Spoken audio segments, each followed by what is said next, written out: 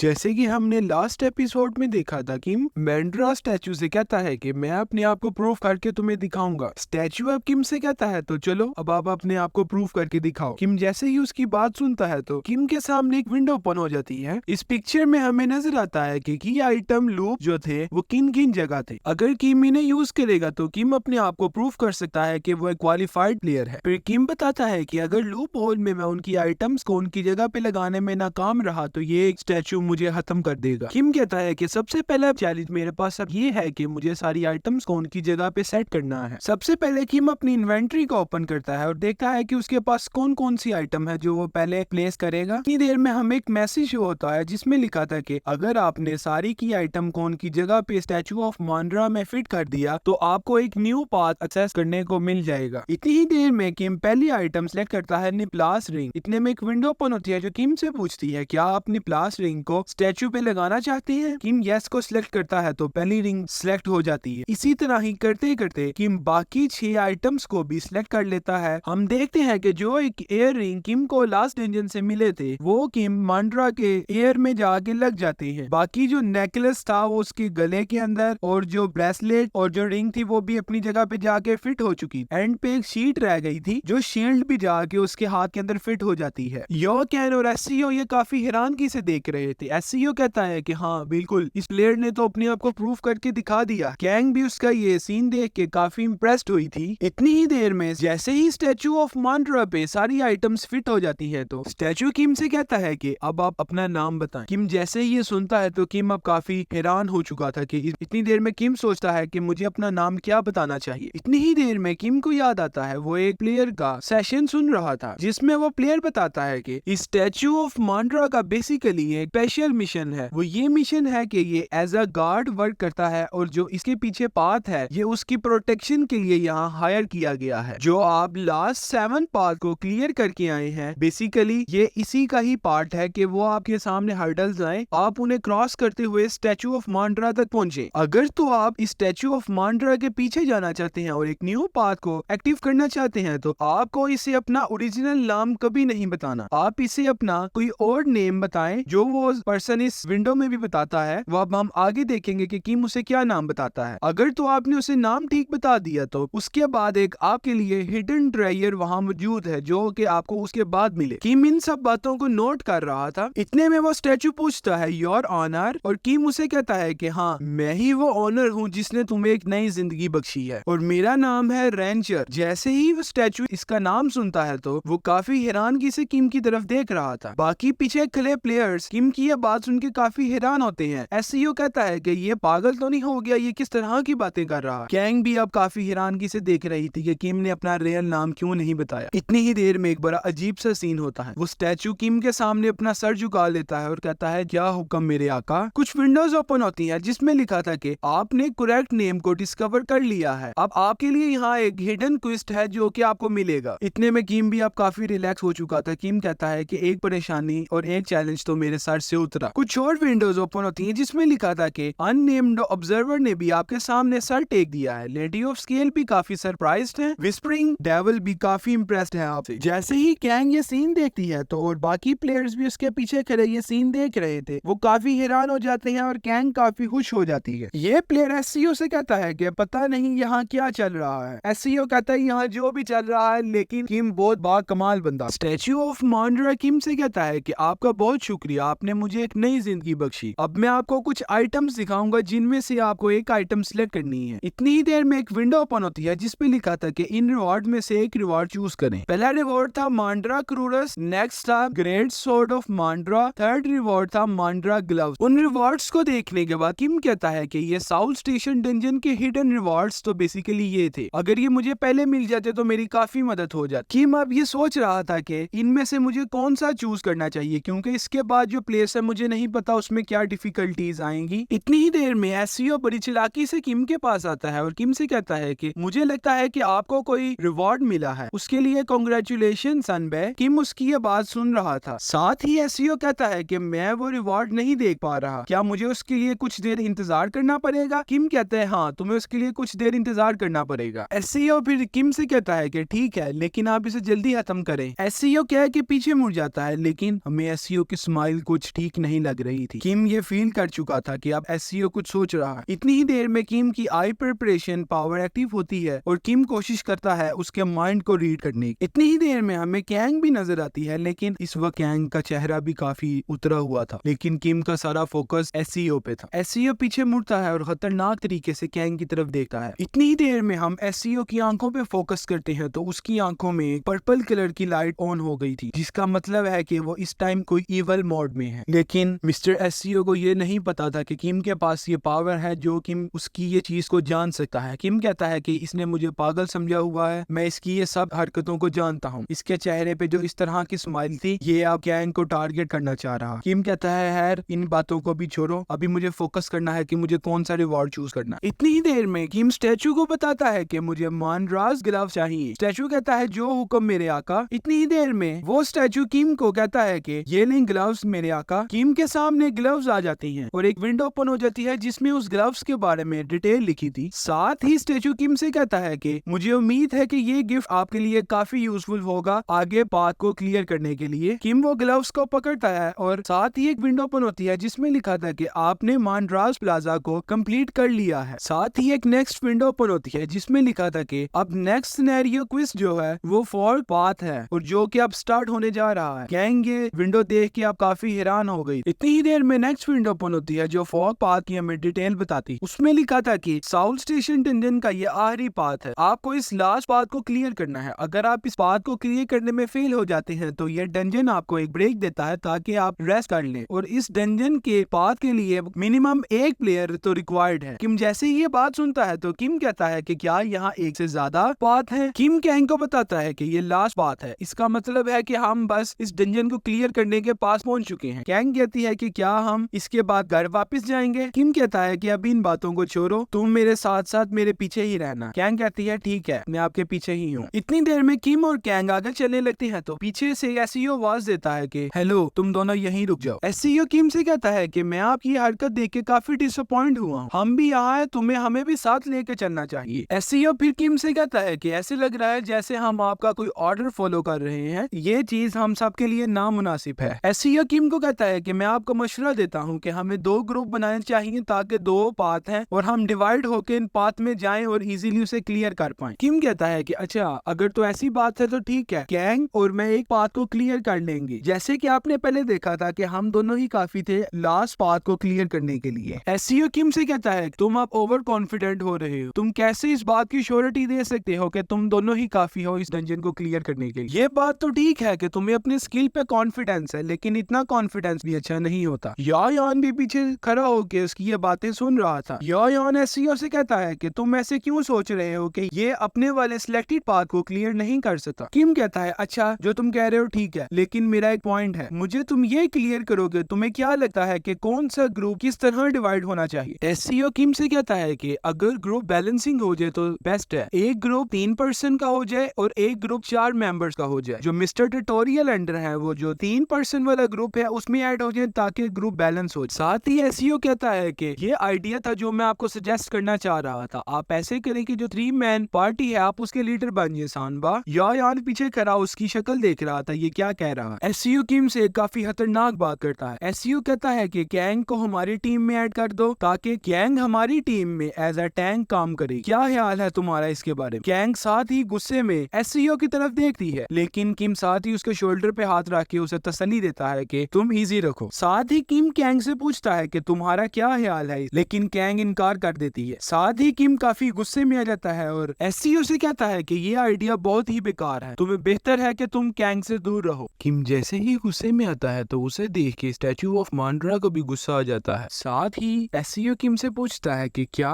मुझे लगता है कि तुम्हें एक्सप्लेन करना चाहिए कि तुम कहना क्या चाहते हो। किम एससीओ से कहता है कि यहाँ मैं किसी को कन्विंस करने नहीं आया, मैंने जस्ट तुम्हें अपना फैसला सुनाया। कैंग मेरी छोटी बहनों की तरह है और इस ट्यूटोरियल के एंड तक कैंग को मैं अपने से जुदा बिल्कुल भी नहीं करूंगा। एससीओ कहता है हाँ ठीक है, तो तुम दोनों एक दूसरे के साथ चिपके हो और इस ट्यूटोरियल के एंड तक तुम दोनों चिपके रहोगे। एससीओ तंजिया तौर पे किम से कहता है कि तुम्हारे पास इतना कॉन्फिडेंस आता कहाँ से, क्या तुम किसी गार्डियन से मिलते हो जो कि तुम्हें इतनी इन्फॉर्मेशन और बेनिफिट देते हैं। साथ ही हमें दिखाई जाता है कि सीनिया उसकी ये बात काफी हैरानगी से सुन रही थी और अब सीनिया भी इंतजार कर रही थी कि किम क्या जवाब देता है। किम कहता है हाँ बिल्कुल, मेरे पास सारी इन्फॉर्मेशन फ्यूचर से आती जाती है और जो मुझे इन्फॉर्मेशन देता है तो फिर जो वो कहता है मुझे भी उसकी बात माननी पड़ती है। इतनी देर में एक विंडो ओपन होती है जिसमें लिखा था कि गार्डियंस भी ये जानना चाहते हैं कि आप ये इन्फॉर्मेशन कहाँ से कलेक्ट करते हैं। साथ ही एसईओ किम से कहता है कि ठीक है, अब मैं समझ गया हूँ कि तुम्हारे पास इतना कॉन्फिडेंस क्यों है सानबा। चलो खैर, मैं इस बात को रफा दफा करता हूँ, मुझे कैंग अपनी टीम में नहीं चाहिए, तुम रख लो। एसईओ यो कैन से कहता है कि आप भी यो कैन किम की टीम में चले जाएं, क्योंकि ऐसे डिवाइडिंग सही तरह हो जाएगी और टीम बैलेंस्ड हो जाएगी। किम यो कैन से कहता है कि ठीक है, आप हमारी टीम में आ जाए, मुझे इससे कोई मसला नहीं है। यो कैन अब काफी उदास लग रहा था किम की टीम में आके। यो कैन कहता है चलो ठीक है, मैं इस टीम को ज्वाइन कर लेता हूँ। इतनी देर में हम देखते हैं कि सामने 2 टनल्स। एसईओ किम से कहता है कि चलो इन टनल्स को क्लियर करने के बाद एंड पे मिलते हैं। लेकिन किम अभी भी हैरान था, क्योंकि किम फील कर रहा था कि इस चीज में कुछ गड़बड़ जरूर है, क्योंकि किम को एसईओ की स्माइल काफी क्रीपी लग रही थी। इसलिए किम फील कर रहा था कि यहाँ कोई चीज गलत जरूर होने जा रही है। एसईओ किम को कहता है गुड लक, एंड पे मिलते हैं। इतनी देर में एक विंडो शो होती है जिसके अंदर लिखा था कि अब आप फर्स्ट पाथ में एंटर हो चुके हैं और कोशिश कीजिएगा कि इस पाथ की एंड तक आप जरूर पहुंचे। जो क्लूज इस पाथ को क्लियर करने के हैं वो आपको इस टनल के एंड पे मिलेंगे। साथ ही एक नेक्स्ट विंडो ओपन होती है जिसमें लिखा था कि आप 5 लोगों से कम लोग हैं, इसलिए टेम्परेरी एक सेफ जोन एक्टिव की जाती है। कैंग किम से पूछती है कि क्या हम इस पाथ के एंड तक जाएंगे। किम उसे कहता है कि हाँ बिल्कुल। फिर योन किम से कहता है कि आप तो वही हैं जो डी टावर के 2nd फ्लोर पे मैजिक ट्रॉल से फाइट कर रहे थे, मैंने आपको वहां देखा। किम कहता है मेरे लिए ये सिचुएशन को याद करना काफी मुश्किल है, क्योंकि अगर मैं आपसे 7 बार भी किस जगह मिला होता तो फिर भी मैं आपको नहीं पहचान सकता। मुझे लगता है कि वहाँ मैं नहीं था, कोई और होगा, आप गलत पहचान रहे हैं। इतनी देर में किम सोचता है कि यार इसने तो मुझे पहचान ली, ये तो अब गड़बड़ हो गई है। लेकिन साथ ही किम कहता है कि हाँ तुम बिल्कुल ठीक कह रहे हो, लेकिन तुम इस वक्त इस बात को क्यों डिस्कस कर रही हो। योन अपना सर झुका के किम के सामने खड़ा हो जाता है और किम से कहता है कि आपका बहुत शुक्रिया, उस दिन आपने मेरी जिंदगी को बचा लिया था। किम और कैंग ये देख के काफी हैरान होते हैं कि ये क्या कर रहा है। एसईओ किम से कहता है कि आप मेरे लाइफ के ट्रू हीरो हैं, अगर उस दिन आप ना होते तो आज मैं यहाँ मौजूद नहीं होता, मुझे वो मैजिक ट्रॉल मार डाल। यो कैन किम से कहता है कि आज मैं बहुत खुश हूँ, मेरी दिली ख्वाहिश थी कि मेरी आपसे मुलाकात हो और आज मैं फाइनली आपसे मिल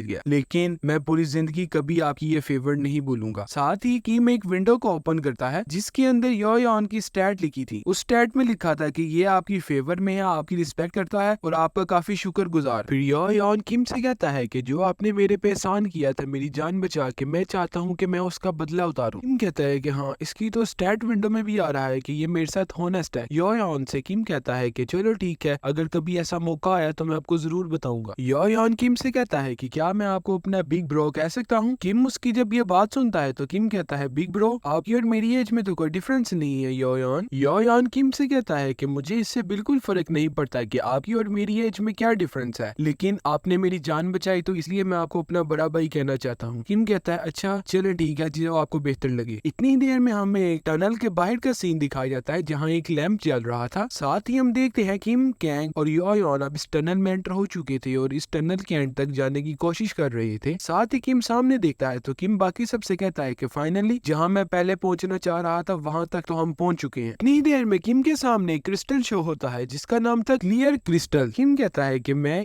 किसी को ही ढूंढ रहा था, ये हमारी इस डंजन में काफी हेल्प करेगा। किम बाकी सबसे कहता है कि चलो अब हम यहाँ बैठ जाते हैं। इतनी ही देर में किम इस क्रिस्टल के बारे में बताता है। किम कहता है कि इस क्रिस्टल को यूज करके हम इस डंजन को इजीली क्लियर कर सकते हैं। योन किम से पूछता है कि क्या हमें यहाँ रेस्ट करनी चाहिए। किम कहता है हाँ कोई मसला नहीं है, अभी के लिए सेफ जोन है, इसीलिए हम कहीं भी रेस्ट कर सकते हैं, हर जगह हमारे लिए अभी के लिए सेफ है। एसईओ किम से पूछता है कि क्या हमें इस क्रिस्टल की केयर भी करनी होगी, इस डंजन में जब रेड होगी तो ये हमारे स्टेमिना को काफी इंक्रीज करने में मदद करेगी। कैंग योन से कहती है कि मैं तो किम की छोटी बहन हूँ तो मैं आपको क्या कह के बुला सकती हूँ। योन कैंग से कहता है कि जो आपका दिल करे आप वो मुझे कह सकती हैं। कैंग कहती है ठीक है। कैंग योन को बताती है कि मैं तो किम को माई ओपा कहती हूँ। किम योन से कहता है कि हाँ बिल्कुल, इसने मुझे जब ओपा कहना शुरू किया तो मुझे काफी ऑकवर्ड फील होता था, लेकिन अब मैं इस चीज का आदी हो चुका हूँ। इतनी ही देर में किम क्रिस्टल डालता है और कैंग को कहता है ये लो कैंग, सबसे पहले आप ही। योन किम से कहता है कि क्या ये क्रिस्टल इस डंजन में हमारी हेल्प करेगा या नहीं। किम उसे बताता है कि हाँ इसकी और भी कुछ पावर्स हैं। किम कहता है कि चलो इस बात को छोड़ो, यहाँ इसके अलावा भी काफी प्रॉब्लम्स आएंगी जो हमने फेस करनी। इतनी देर में हमें एक टनल दिखाई जाता है। किम जैसे ही उस टनल में एंटर होता है तो इतने में हमें एसईओ की टीम भी दिखाई जाती है। जैसे कि हमें पता था कि एसईओ की टीम किसी और टनल में गई थी, लेकिन वो हमें इस टनल में नजर आती है। साथ ही एक नेक्स्ट विंडो ओपन होती है जिसमें लिखा था कि इस टनल के अंदर कुछ न्यू प्लेयर्स भी एंटर हो चुके हैं। किम जैसे ही उस विंडो को देखता है तो किम सोचता है कि वो न्यू प्लेयर्स कौन से प्लेयर्स। साथ ही एक नेक्स्ट विंडो ओपन होती है जिसमें लिखा था कि 5 से ज्यादा पार्टिसिपेंट्स इस टनल में एंटर हो चुके हैं, जिसकी वजह से टेम्परेरी सेफ जोन को हम खत्म करते हैं। जैसे ही ये विंडो नोटिफिकेशन योयन और कैंग देखते हैं तो योयन किम से कहता है कि क्या सेफ जोन खत्म हो चुकी है। किम कहता है हाँ, जल्दी से उठो, अब हमें इन प्लेयर्स से फाइट करनी है और इनसे जीतना है। उन प्लेयर्स को देखते हैं तो वो तो एससीओ की टीम थी। ये क्या माजरा है, इस तरह क्यों हो रहा है? चले हम इसके बारे में आगे देखेंगे कि ये क्या सिचुएशन है। साथ ही एससीओ किम के सामने पहुंचता है तो एससीओ खतरनाक स्माइल किम को देता है। योन और कैंग जब किम की ये बात सुनते हैं कि हमने इनसे फाइट करनी है वो काफी हैरान हो जाते हैं। एससीओ किम से कहता है कि क्या अभी तक तुमने इस बात को क्लियर नहीं किया? तुम तो काफी कॉन्फिडेंस शो कर रहे थे लास्ट टाइम अपने लिए, लेकिन मुझे ये देख के काफी डिसअपॉइंट हुआ हूँ सानबा। किम एससीओ को जवाब देता है कि तुम्हें डिसअपॉइंट होने की बिल्कुल जरूरत नहीं है, मैं भी तुम्हारा ही वेट कर रहा था कि तुम कब तक आओगे, क्योंकि मैं तुम्हारे बारे में जानता था कि तुम कोई ऐसी घटिया हरकत जरूर करोगे। वो कहता है कि तुम फिर से वही बात कर रहे हो, तुम ऐसे शो कर रहे हो जैसे तुम इसके बारे में पहले जानते थे, अब तुम अपने अंजाम तक जल्दी पहुंचने वाले हो। ये कहते साथ ही एससीओ किम पे खतरनाक हमला करता है, लेकिन किम काफी कोशिश करता है उसके इस हमले से बचने की। अब हम ये नेक्स्ट एपिसोड में देखेंगे कि क्या किम इससे फाइट करेगा और ये क्या सिचुएशन क्रिएट हुई कि एससीओ और किम को आमने सामने होना पड़ा। हालांकि ये तो इस डंजन को दोनों क्लियर करने आए थे। अब हम नेक्स्ट एपिसोड में सारी सिचुएशन को देखेंगे कि एससीओ कौन है और इसने किम के साथ क्यों फाइट की।